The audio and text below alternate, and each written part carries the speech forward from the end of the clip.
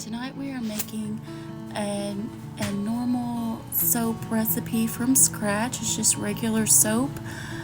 We're going to start off making sure we have our safety glasses on for lye. It's very important that you take safety measures when handling your lye material. Make sure you're wearing your gloves. Like I said, safety glasses. And I did do a no-no here. You should be wearing long sleeve shirts when you're dealing with it as well. But we are going to start off with 3 ounces of our lye. And then we're going into 7 ounces of distilled water.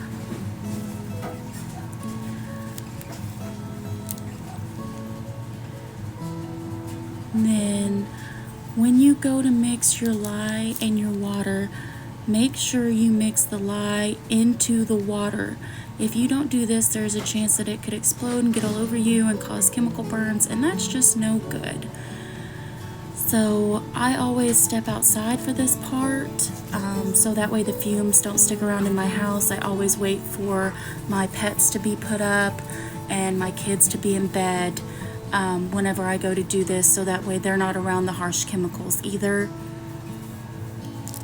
We're going to stir it and we're going to set it aside to cool where there are no animals or pets to have access. So I normally just leave mine out on my porch.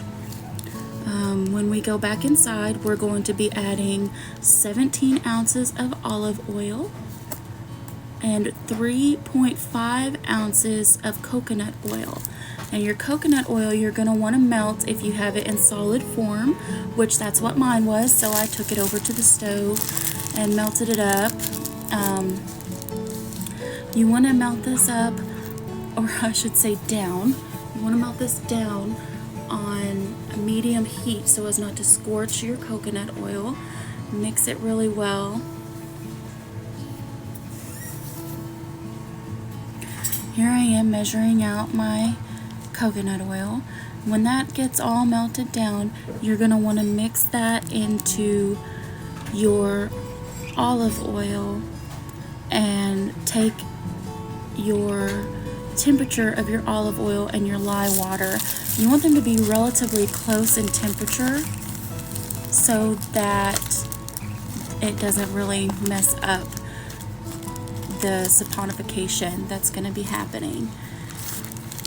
Whenever you get all of that in, you're going to want to gently pour your lye mixture into your oil mixture. When you do that, you're going to want to mix. Now you can do this by hand, but it takes what I feel like a century to do, or you can use an immersion blender. I started off using my immersion blender this night, and as you'll be able to see in the video, I did not have it fully charged, so we had to do it the old-fashioned way for most of the process. You're gonna blend these until you get to trace, which that's just where you pull the immersion blender or whatever tool you're using to blend it out and kind of wave it back and forth on top of it, and it leaves like a light tracing on top and doesn't immediately sink back down. It's not really watery anymore. It's more of a mayonnaise consistency. That's a really good step in that process. And then that process is when after I hit that process is when I add in my essential oils and my colorant, if I'm doing any colorant.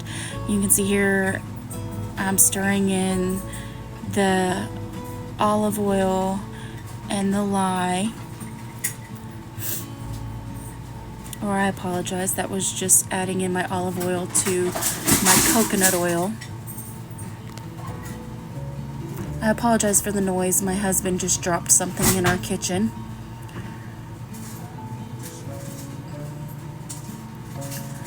I have my lye water sitting next to me. I'm getting ready to measure or take its temperature.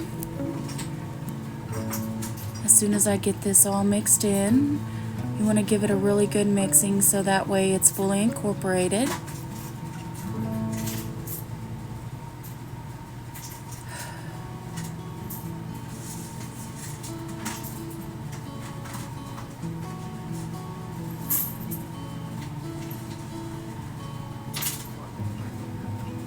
I'm gonna stir the lye water around and try to help it cool down, because like I said, you want it within a few degrees of each other and no more than, I believe, 120 degrees Fahrenheit.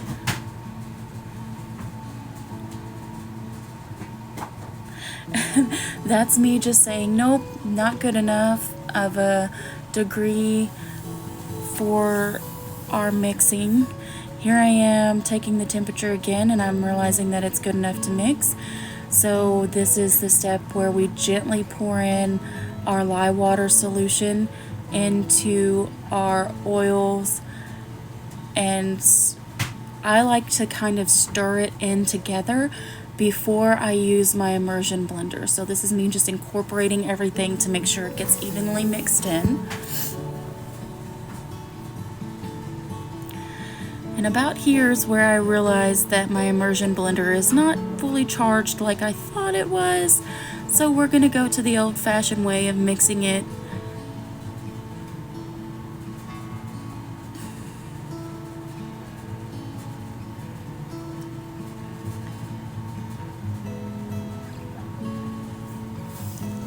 But after you add your fragrances and your colors, you're going to want to pour this into whatever soap molds you have available.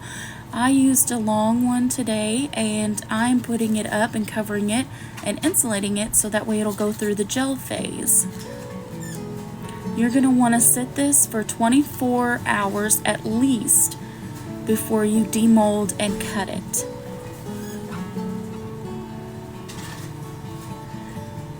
You're going to want to wait about 4 to 6 weeks before you use it, because that lets the lye completely saponify into a good bar of soap. But I am going to hop off of here. If you like this content, please like my video, share it with friends and family, and subscribe to my channel. And let me know in the comments what else you all would like to see. Thanks. You all have a great night.